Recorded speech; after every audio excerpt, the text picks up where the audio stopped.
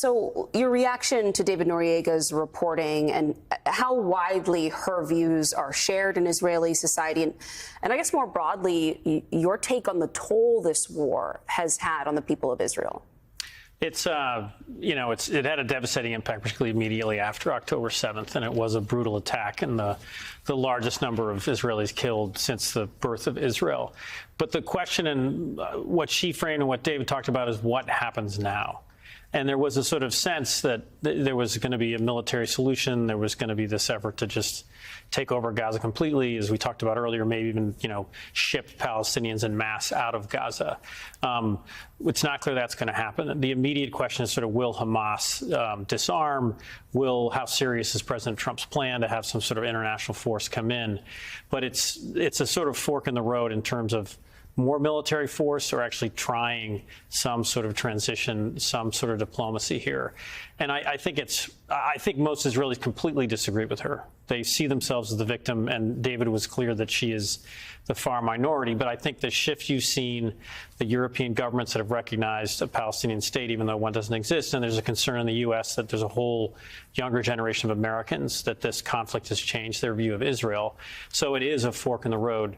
For Israelis, it'll take time for them to make this decision, but it's a pivotal moment in Israel's history. I was going to add just to that point, it's important to keep in mind that Israelis now are seeing themselves more isolated internationally than any time before over the last 70 years. I mean, this is a country that has dealt with a lot of international pressure, but no doubt America and Israel are extremely isolated. I mean, the prime minister of Israel is an indicted war criminal.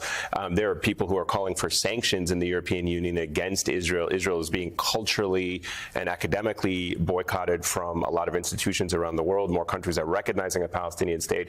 I think at some point you're going to wonder whether or not that translates into an internal political pressure against those who advocated for this war, who supported it, who demanded it to continue, because it does have widespread support. There are people in Israel that want even the government to go further in forcing the Palestinians out of Gaza and annexing the West Bank. So it'll be interesting to see what happens now, just not only from an internal political pressure on the prime minister and within Israeli society, but how the international community also reacts in the moment. Are they going to allow international institutions like the ICC and the ICJ, which the United States has sanctioned? It's going to be interesting to see whether the United Nations is able to uphold the recognition of a Palestinian state despite the pressure that it is facing from this Trump administration. All of the things that the U.S. has done over the last couple of years to protect and shield Israel has caused America and Israel to be further isolated from the world on this particular issue. I think there's the question of accountability, right, which is kind of what we saw in the piece. What happens if there's no accountability? This makes me think of Spain or Chile, countries that have sort of transitioned from civil wars. And at the heart of that transition sometimes is this effort of truth and reconciliation, right? And that sort of forces communities and societies to confront the darkness and confront the truth and confront that accountability. And so when I was watching this, my question was, what happens now if Israelis do not confront, or in Gaza, they don't confront the reality? Like, what do you see as the danger in that, and not really looking at the past 2 years and understanding what happened in its entirety? I think the danger is Hamas right now in the immediate, this situation, the next few weeks. Will Hamas disarm? We talked earlier, I'm a former captive, I'm biased, but they have intentionally killed civilians. They kidnapped 250 people from a dozen different nations. It was the largest mass kidnapping, ever seen. There's been state actors, Russia and China, others taking people prisoner, but these kind of tactics are not acceptable, nor is the killing of civilians, by Israeli forces. But the real spoiler here is what happens in the next 2 to 3 weeks. Hamas has weapons, they have fighters, and there should be this creation of an international force, many of them from Muslim countries.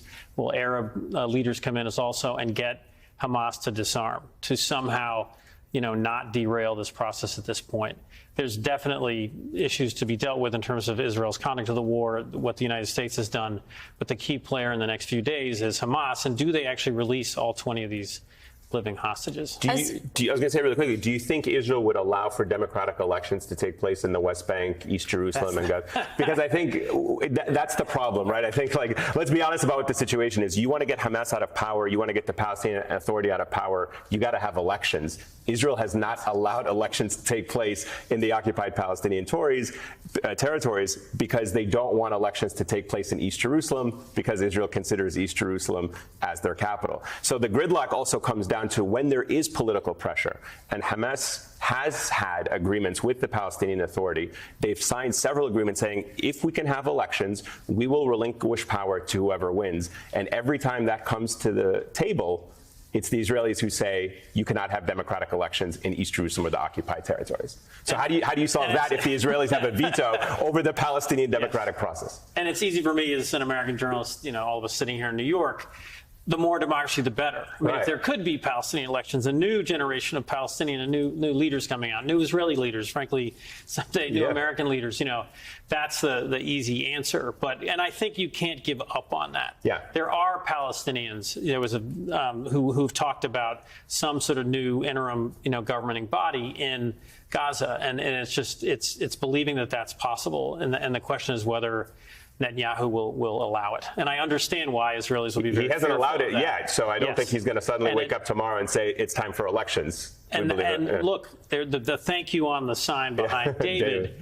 President Trump has tremendous political capital at this moment, and he has a chance to sort of make history and keep pressuring Netanyahu to give this process a chance, and pushing the Arab countries to get Hamas to disarm. So we will see what happens. Just to add really quickly to that point, one of the demands that the Hamas had requested in this prisoner release for the detainees was the release of Marwan Barghouti, who is widely considered as the most popular Palestinian figure, a person that could unite the Palestinians, a person who has openly said he believes in a two-state solution and wants to work towards that goal.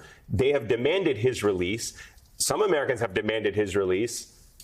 Israel is the only one that has said he will not be released in this prisoner swap. So again, whenever there's a chance for a forward movement, the Israelis will find a way to kind of sabotage it or put a wrench in it, and now they don't have that kind of unifying political leader that Palestinians want.